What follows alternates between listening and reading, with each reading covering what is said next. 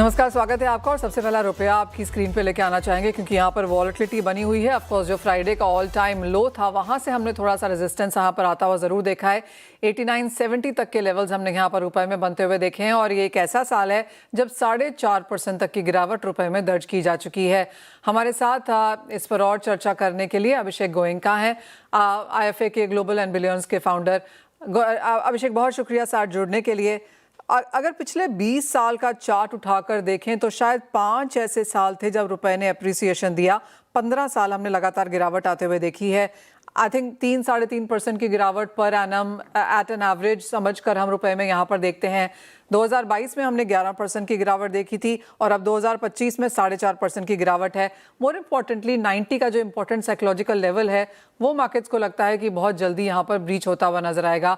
कैसे देखते हैं आप रुपये के लेवल्स यहाँ से, और क्या कुछ इश्यूज की वजह से आप कहेंगे रुपए में इतनी ज्यादा गिरावट है? हाय मनीषा। रुपए में इस बार जो मंदी आई है, अगर हम इंडिया के फंडामेंटल फैक्टर्स देखें तो फंडामेंटल फैक्टर्स काफ़ी अच्छे हैं। और सबसे इम्पोर्टेंट जो रुपए के लिए इम्पोर्टेंस रखता है वो हमारी करंट अकाउंट डेफिसिट है, जो ठीक ठाक है। इस बार नंबर्स ज़्यादा आए हैं because of gold imports, but broadly हमारी करंट अकाउंट डेफिसिट और हमारी बैलेंस ऑफ पेमेंट भी मोटा मोटी न्यूट्रल होनी चाहिए।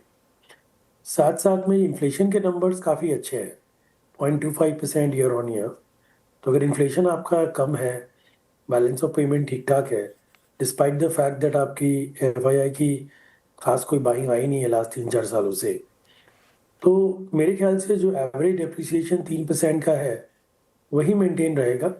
जो हमारी कैलकुलेशन है उस कैलकुलेशन के हिसाब से अगर ऑयल $60 के आसपास है और FII की होल्डिंग ऑल टाइम लो है और रुपया भी 89-30 के आसपास पहुंच गया है और इंडिया के जो अर्निंग्स के नंबर्स हैं थोड़े इम्प्रूव हो रहे हैं, मेरे ख्याल से करंट लेवल्स पे रुपया रियल इफेक्टिव एक्सचेंज रेट जो बाकी करेंसीज के अगेंस्ट में हम मेजर करते हैं कुछ करीब 96.5-97 के आसपास है, जो ऑल टाइम लो है।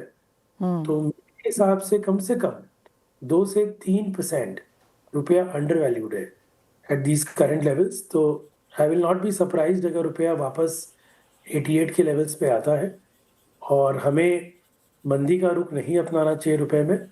इनफैक्ट आपके दर्शकों को ये कहना चाहूँगा कि भाई लास्ट 1-1.5 सालों में डॉलर इंडेक्स में बहुत बड़ी मंदी आई है, करीब 10% की, और उसके बावजूद भी हमारे रुपए में 4-4.5% की मंदी आई है। तो हमारी जो रियल इफेक्टिव एक्सचेंज रेट थी बाकी करेंसीज के अगेंस्ट, जो 107-108 के आसपास चलती थी, वो अब 96 पे आ गई है। तो एक बहुत भारी डेप्रिसिएशन RBI ने होने दिया। उसका एक कारण ये भी हो सकता है कि भाई जो रिसेंट में हमारी जो ट्रेड की जो प्रॉब्लम आई है अमेरिका के साथ, उसके कारण एक्सपोर्टर्स को कंफर्ट देने के लिए थोड़ी रुपए को डेप्रिसिएशन होने दे। और साथ साथ में जो कि इन्फ्लेशन इतनी कम आ गई है, तो थोड़ी अगर डेप्रिशिएट हो भी जाए रुपए और थोड़ा इम्पोर्टेंट इन्फ्लेशन बढ़ जाए तो हमारे को उतना बड़ा इम्पैक्ट नहीं आता है। सो ओवरऑल मैं उतना रुपए में मंदी नहीं देख रहा हूँ। मैं समझ रहा हूँ कि यहाँ सेलिंग आ जाएगी और मार्केट ठीक हो जाएगा। अभिषेक, अगर 2 लेवल्स आपसे लेना चाहें, आपको क्या लगता है 2025 यहाँ पर रुपए के लिहाज से कहाँ बंद होगा? एंड बाय द टाइम हम FY26 के एंड पे हैं, यानी कि मार्च की एंडिंग क्लोजिंग के तरफ हैं, तब रुपया कहाँ पर होगा?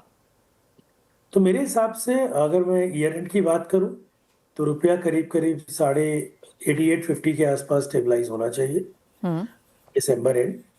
हो सकता है उससे अच्छे लेवल्स भी हो। और अगर मैं नेक्स्ट ईयर की बात करूं तो मेरे को नहीं लगता कि 90 का स्तर अगले दिसंबर तक उसके ऊपर रहना चाहिए।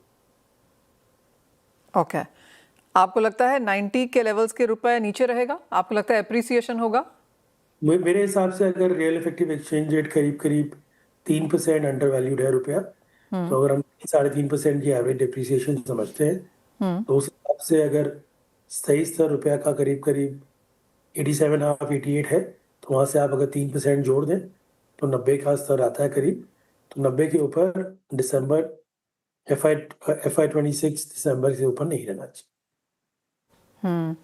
अभिषेक, बहुत शुक्रिया साथ जोड़ने के लिए। तो क्लियरली वो यहाँ पर रुपए में आता हुआ नजर आ रहा है। अभिषेक को लगता है कि ज्यादातर डेप्रिसिएशन इस साल का हम यहाँ पर देख चुके हैं और 90 का लेवल यहाँ पर डिफेंड होता हुआ नजर आएगा। ऑफकोर्स ईयर एंड की जो पेमेंट्स हैं उसके लिहाज से, एक्सपोर्टर्स के लिहाज से यहाँ पर कुछ प्रेशर जरूर बनता हुआ नजर आया है, लेकिन बहुत लॉन्ग टर्म ये रुकने वाला नहीं है। तो ऑफकोर्स एक अच्छी खबर यहाँ पर एज अ इकोनॉमी के लिहाज से। आगे बढ़ेंगे और अब हमारे साथ इंडिया राइस एक्सपोर्टर फेडरेशन के प्रेसिडेंट डॉक्टर प्रेम गर्ग जुड़ चुके हैं। डॉक्टर गर्ग, नमस्कार, शुक्रिया साथ जुड़ने के लिए। सबसे पहले तो आपकी सेंस यहाँ पर लेना चाहेंगे ओवरऑल एक्सपोर्ट नंबर्स पे। आप हमेशा यहाँ पर बुलिश रहे हैं नंबर्स को लेकर। एक और महीना बीत चुका जो हमने यहाँ से आपसे बात की थी। अब अगर कैलेंडर ईयर के लिहाज से भी यहाँ पर देखें तो किस तरह के नंबर्स आपको नजर आते हैं? नमस्कार मनीषा जी, बिल्कुल अभी एक्सपोर्ट के लिए हम लोग बुलिश हैं और इस साल भी रहेंगे। और जरूर कुछ गवर्नमेंट की अच्छी पॉलिसी है जिसके हिसाब से, जैसे आपने देखा भारत इंटरनेशनल राइस कॉन्फ्रेंस हुई तो उससे बहुत बूस्ट मिल रहा है और सब तरफ से जितने भी एक्सपोर्टर्स ने वहाँ पार्टिसिपेट किया था सभी को काफी मात्रा में ऑर्डर मिले हैं और अब उसकी प्रोसेसिंग और उनकी शिपमेंट्स वगैरह चालू हैं। तो हमें लगता है कि लास्ट मंथ का भी हमारा लगभग 1.6 मिलियन टन की एक्सपोर्ट हुई है। तो जो अब आने वाले महीने के अंदर इसको हमारी उम्मीद है कि इसको 1.8 मिलियन टन के आसपास में नेक्स्ट मंथ का हम क्लोज करेंगे। जो अब ये मंथ क्लोज होगा तो जैसा मैं पहले से बोलता आ रहा हूँ कि भारत हर हालत में जो 20 मिलियन टन से बढ़ाकर हमारा 30 मिलियन का टारगेट है उसको हम जल्दी ही पूरा करेंगे।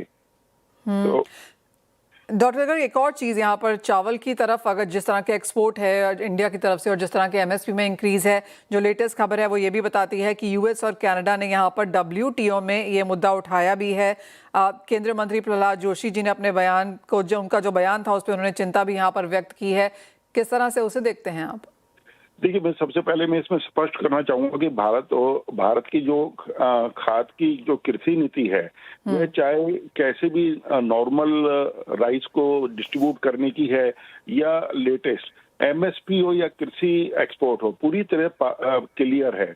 और WTO को हम लोग फॉलो करते हैं, जो भारत करता है। जैसे मैंने देखा मिनिस्ट्री का हमेशा, तो अमेरिका और कनाडा जो इसके अंदर जो विषयों को भारत उठा रहा है उसको मैं आपको कहना चाहूंगा कि भारत इसके अंदर बिल्कुल क्लियर है और इसका हमारे मतलब उद्देश्य किसी भी हालत में प्रभावित करना या किसी देश के व्यावसायिक हितों को नुकसान पहुंचाना नहीं है। पीडीएस के जैसा का सुधार भारत के जो लोकल नागरिक हैं, विशेषकर गरीब और कमजोर वर्गों को बेहतर, उनको अच्छी क्वालिटी का राइस मिले और अधिक कुशल वितरण हो, सुनिश्चित करने पर हमारी गवर्नमेंट जो है उस पर हमेशा ध्यान देती है। एमएसपी और किसानों को समर्थन और सामाजिक सुरक्षा और ग्रामीण अर्थव्यवस्था को मजबूत करने के लिए आवश्यक है, जैसा लगभग हर कृषि प्रधान देश करता है। कृषि निर्यात में वृद्धि, वैश्विक मांग, व्यापारिक साझेदारी और खाद्य सुरक्षा को मजबूत करने के उद्देश्य से है। भारत ये मानता है कि दुनिया में खाद की स्थिर और विश्वसनीय आपूर्ति सभी देशों के साझा हित में है। जब अफ्रीका, मध्य पूर्व और एशिया के कई देशों को खाद्यान्न चुनौती का सामना करना पड़ा, भारत ने मानवता के आधार पर समय पर सहायता और आपूर्ति निश्चित की। जैसा आपको ध्यान होगा 2023 के अंदर हुआ, even there is a shortage in the world, तो भारत ने उसके अंदर कुछ मानवता के आधार पर उनको। डॉक्टर गर्ग, वो पॉइंट वेल टेकन है, लेकिन जो अगर मैं कनाडा की भी स्टेटमेंट्स यहाँ पर पढ़ रही हूँ, उनका कहना है कि एमएसपी बढ़ाकर भारत यहाँ पर उत्पादन बढ़ाना चाहता है, वो एक तरफ है, और भारत चावल का एक्सपोर्ट बढ़ाना चाहता है। भारत के कदम से इंटरनेशनल मार्केट्स में एक डिस्टॉर्शन आ सकता है। जैसे आपने कहा, ये सारे के सारे जो मुद्दे हैं या फिर जो स्टेटमेंट्स हैं, क्या उनको कितनी इंपॉर्टेंस और क्या उन्हें इंपॉर्टेंस देनी चाहिए? देखिए, जैसे कि अभी ये बात करते हैं कि WTO में जो यूएस और कनाडा अपने फार्मर्स को भारत से ज्यादा सब्सिडी देते हैं आज के दिन भी। 1995 और 2013 के अंदर WTO जो एग्रीमेंट साइन हुए थे उस टाइम पर इंडिया का जो ग्लोबल पोजीशन थी नॉट वेरी स्ट्रॉन्ग, बट आज हम बात करें, आज हमारे इंडिया की ग्लोबल पोजीशन पिछले 5-7 सालों के अंदर बहुत मजबूत हुई है। और इसके अंदर आज हम अपने फार्मर्स को यदि कोई बेनिफिट देते हैं, जिसे आज हमारा जो एम है, जो प्रहलाद जोशी जी ने भी बोला, उसका भी बड़ा सिंपल है कि भी हम अपने फार्मर्स को इतना स्ट्रॉन्ग करना चाहते हैं नई नई टेक्नोलॉजी के साथ में या नई चीजों के साथ में, वो ज्यादा इसको मतलब फार्मर्स को बेनिफिट होगा। कोई इसको कोई MSP के प्राइस वगैरह बढ़ाने की बात नहीं है, ये तो हर कंट्री में दिया जाता है। और जहां भी संपन्न कंट्री होती है वो अपने किसानों के हित में रक्षा करती है और उनको करती है, क्योंकि एग्रीकल्चर एक मेन बेस है और एम है, तो उसको करना भी चाहिए। इसके अंदर मैं नहीं समझता कि इसके अंदर किसी भी तरह की अड़चने हमें WTO की आनी चाहिए, क्योंकि हम ये इंटरनल दे रहे हैं, कोई दूसरी मार्केट को खराब करने की बातें नहीं हो रही हैं। हम अपने किसानों को बढ़ावा दे रहे हैं, नई जनरेशन को बढ़ावा दे रहे हैं, नई नई टेक्नोलॉजी ला रहे हैं फार्मिंग के अंदर। जो आज किसान प्रधान देश है हमारा भारत, तो हमें उसके लिए करना भी चाहिए और ये कर भी रही है गवर्नमेंट। तो इसके लिए मुझे नहीं लगता कि हमें डरना चाहिए कहीं भी, और हम किसी के भी हित को मारने की कोशिश कर रहे हैं। इससे कनाडा या US को डर रहे हैं तो ये उनका अपना इंटरनल फीलिंग है, और मुझे नहीं लगता कि इससे हमारा भारत इसके ऊपर कुछ भी किसी को लेने की कोशिश कर रहा है। ओके डॉक्टर गर्ग, एक फाइनल सवाल, और यहाँ पर किस तरह का कॉम्पिटिटिवनेस है इंडिया के पास एक्सपोर्ट्स के लिहाज से? जैसे आपने कहा कि हम ऑलमोस्ट 30 मिलियन टन यहाँ पर उस तरफ हम जा रहे हैं, इस साल का कितना है, किस तरह का टारगेट है ये 30 का, और कितनी कॉम्पिटिटिवनेस है? देखिए, कम्पिटिटिवनेस के हिसाब से जो अब नेक टू नेक हम लोग चल रहे हैं, यदि थाईलैंड को देखें, पाकिस्तान, वर्मा, ये लोग जितने भी प्राइसेस के नीचे ला रहे हैं, तो उस हिसाब से हमारी भी क्रॉप काफी अच्छी है और हम लोग उसके हिसाब से प्राइसेस को काफी कम्पिटिटिव कर रहे हैं। दूसरा, रुपी की तरफ से भी सपोर्ट मिल रहा है। पिछले दो दिन के अंदर, 3 दिन के अंदर रुपी ने काफी अच्छा किया, जो एक्सपोर्ट के लिए अच्छा है। आज 89-90 के बीच का बैरियर आ चुका है, तो सीधा राइस के ऊपर $8 से $10 का फर्क पड़ा है इसके अंदर प्राइसिंग के ऊपर। तो आज हम कंपिटिटिव हैं प्राइस के अंदर, और आने वाले टाइम के अंदर यदि रुपी और भी सपोर्ट करता है एक्सपोर्टर्स को, maybe we can see 92 rupees. So उसके अंदर हमारा एक्सपोर्ट्स अच्छे होंगे, और डेफिनेटली हम जो आने वाले मार्च तक का हम सिनारियो देखें 2026, तो 2026 तक इसके आंकड़े को हम 24 से 25 मिलियन टन का ले जा सकते हैं, और नेक्स्ट ईयर 2026 के एंड तक या मार्च 2027 तक हम इसको हर हालत में 30 मिलियन टन तक इसको टच करेंगे। डॉक्टर गर्ग, बहुत शुक्रिया साथ जुड़ने के लिए। तो जैसे बात की गई है, यहाँ पर एक्सपोर्ट्स यहाँ पर अच्छे खासे हैं, और जहाँ तक WTO में US एंड कनाडा की तरफ से जो हमने कंप्लेंट आते हुए देखी है, एज ऑफ नाउ उस वहाँ पर चिंता की बात नहीं है। ट्रांसपेरेंसी इंडियन मार्केट्स की तरफ से काफ़ी ज़्यादा है, और जो दूसरी कंट्रीज़ हैं वो यहाँ पर एग्री मिनिस्टर को ऑफकोर्स रिएक्ट करते हुए नजर आई थी। लेकिन स्वागत है आपका। हमारे साथ SMC ग्लोबल सिक्योरिटी से वंदना भारती एंड एक्सिस सिक्योरिटीज से दिवाया गगलानी है। आप दोनों का कार्यक्रम में स्वागत है। वंदना, आपसे पहले जानना चाहेंगे, सोने में अब यहाँ पर क्या करने की राय है? काफ़ी हद तक 4000 एंड 4150 के बीच में अब ये बहुत नैरो रेंज में कारोबार करता हुआ नजर आया है। लॉन्गर टर्म और शॉर्टर टर्म अगर यहाँ पर कोई स्ट्रैटेजी लेनी हो तो क्या है? जी मनीषा, काफी क्रूशियल यहाँ पे कंसोलिडेशन है। लास्ट टाइम हम लोगों ने देखा था एक करेक्शन के बाद कंसोलिडेट किया, फिर एक हायर साइड मतलब देखने को मिला। इस हफ्ते कुछ डेटा बहुत क्रूशियल है, जिसमें GDP डेटा भी है US का, और अब फेड का जो पॉसिबिलिटी बन रही है 70% की एक इंटरेस्ट रेट कट हो सकता है। इस लिहाज से मुझे लग रहा है कि एक ब्रेकआउट, एक टेक्निकल लेवल अगर ये क्रॉस करता है तब यहाँ पे बाइंग करनी चाहिए, और भारतीय बाजार में ये है 1,24,200 के करीब। इससे ऊपर आती है तब यहाँ पे बाइंग करना चाहिए, और इसका जो अपसाइड मुझे लग रहा है रेजिस्टेंस जो है ये करीब करीब यहाँ पे होना चाहिए 1,26,000 का, और अभी फिलहाल ये इस लेवल से नीचे है, और सपोर्ट इसका क्रूशियल सपोर्ट है 1,21,400। जब तक इससे नीचे नहीं है तब तक इसे हमें वीक नहीं मानना चाहिए। और इंटरनेशनल मार्केट पे मुझे लग रहा है कि सबसे ज्यादा ऑप्शन का जो कॉन्सेंट्रेशन है ये $3,900 है। तो मुझे लग रहा है कि मैक्सिमम फॉल इस सिनेरियो में लॉन्ग टर्म में, मतलब मिड टर्म लेते हैं 2025 में भी, तो 3,900 से नीचे से नहीं जाना चाहिए। और अपसाइड पोटेंशियल इसका अभी भी बहुत ज्यादा है, वो है 4,200 से लेके 4,250 तक। ऑलराइट, 3,900 पे अच्छा खासा सपोर्ट, 4,250 के टारगेट्स के लिए यहाँ पर बाइंग करना चाहिए डिप्स में लेकर।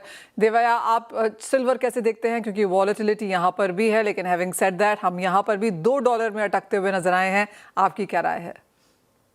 Good evening Manisha, first of all thanks for having me on the show. अगर मैं ओवरऑल सिल्वर की बात करूँ तो सिल्वर भी काफ़ी नैरो रेंज में ट्रेड कर रहा है प्राइसेस में। अगर मैं if I talk about the March contract, तो 1,52,000 1,53,000 और एक स्ट्रॉन्ग प्राइस ने बेस बना दिया है। तो जब तक ये लेवल इंटैक्ट है, मेरे हिसाब से बाय ऑन डिप्स का व्यू रखना चाहिए कि एक तरफ से ऐसा अनाउंसमेंट है कि चाइना जो है to support that economy they will announce the stimulus, तो ये इंडस्ट्रियल मेटल को सपोर्ट करेगा लोअर लेवल पे, तो इसका बेनिफिट हमें सिल्वर भी देखने मिलेगा।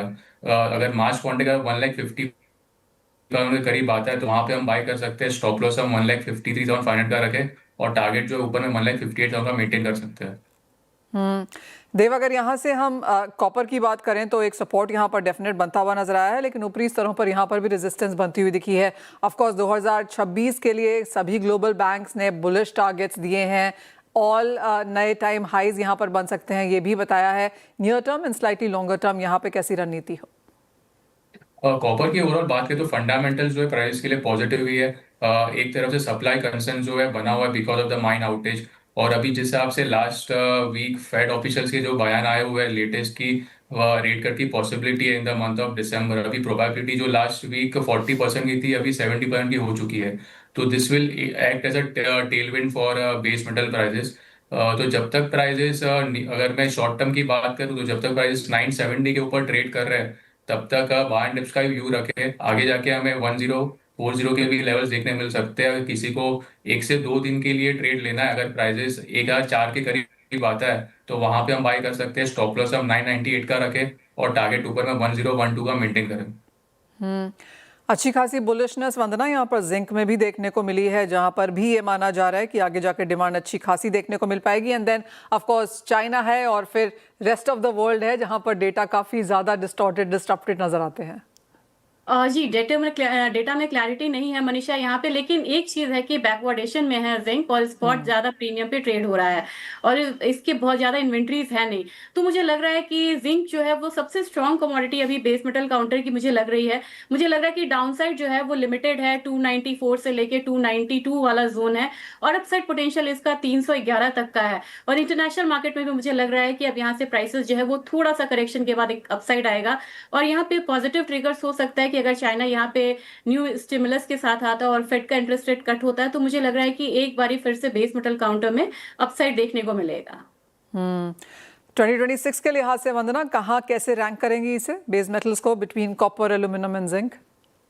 मुझे लग रहा है कि जिंक में काफी ज्यादा अपसाइड एक आ चुका है। मुझे लग रहा है कि एल्यूमिनियम में एक अपसाइड पोटेंशियल ज्यादा लगेगा, यहाँ पे होगा और we can expect 295 290 zone in aluminium. और कॉपर की बात की जाए तो मुझे लग रहा है कि कॉपर को सेकंड यहाँ पे रखना चाहिए और कॉपर में भी अभी मुझे लग रहा है कि 1075 से लेके 1125 तक का जो रेंज है वो यहाँ पे कॉपर में हो सकता है, क्योंकि ऑलरेडी बहुत सारा अपसाइड देख चुका है कॉपर। और फिर मुझे लग रहा है कि यहाँ पे जिंक को रखना चाहिए क्योंकि जिंक में इसने सबसे अच्छा मतलब रिटर्न दिया है। अगले साल मुझे लग रहा है कि 325 से लेके 350 वाला एक जोन आ सकता है जिंक में। तो मुझे लग रहा है कि एल्यूमिनियम में ज्यादा पोटेंशियल है, इसने एक बार ही कंसोलिडेशन देखा है और कंसोलिडेशन एक बार ब्रेकआउट होने की उम्मीद है। और मुझे लग रहा है कि जो कैप लगा हुआ है चाइना में वो भी इसको एक अपसाइड देने में काफी ज्यादा मदद कर सकता है। ऑलराइट, कच्चे तेल पे एक बार नजर डालेंगे क्योंकि ये चौथा महीना है जब क्रूड में हमने लगातार गिरावट आते हुए देखी है। इस महीने में करीबन 3% की गिरावट है और इसके साथ ही एक महीने के लोज पर फिलहाल क्रूड ऑयल प्राइसेस यहाँ पर ट्रेड कर रहे हैं। देव, यहाँ पर क्या करने की राय देंगे? क्रूड ऑयल की बात करें तो प्राइसेस जो है अभी फिलहाल 5100 का एक स्ट्रॉन्ग सपोर्ट जोन है अगर टेक्निकल टर्म्स में बात करें तो। और ऑलरेडी जो भी नेगेटिव न्यूज है प्राइसेस के लिए वो सब डिस्काउंट हो चुकी है। जैसे आपसे अभी बात चल रहा है कि मे बी पीस डील हो सकता है रशिया और यूक्रेन के बीच में, पर दूसरी तरफ से एक सैंक्शन की भी बातें चल रही है रशियन फर्म्स के ऊपर, तो वो लोअर लेवल पे जो है सपोर्ट दे सकती है। और अगर ये भी इंपॉर्टेंट डेटा जैसे कि डिस्कस किया जीडीपी का डेटा, कंज्यूमर कॉन्फिडेंस का डेटा, अगर ये डेटा बेटर देन एक्सपेक्टेड आता है तो मे बी इकोनॉमी के लिए अच्छा रहेगा और प्राइसेस को लोअर लेवल पे और सपोर्ट मिल सकता है। तो जब तक टेक्निकली प्राइसेस 5100 के नीचे नहीं जाता तब तक बाय डिप्स का व्यू रखना चाहिए। स्टॉप लॉस हम 5000 का रखें और टारगेट ऊपर में 5250 का में देखने मिल सकता है। ऑलराइट, तो ज़्यादातर कमोडिटीज़ में यहाँ पर खरीदारी के मौके आप ढूंढ सकते हैं, चाहे वो प्रेशस मेटल्स है, बेस मेटल है या फिर एनर्जी है। बहुत शुक्रिया वंदना, देव, आप दोनों का ही साथ जुड़ने के लिए, तमाम स्ट्रैटेजीज हमारे दर्शकों के साथ शेयर भी करने के लिए। इसी के साथ मुझे भी दीजिए इजाज़त, एक ब्रेक के लिए रुकेंगे, जब लौटेंगे तो लेकर आएंगे आवाज़ समाचार।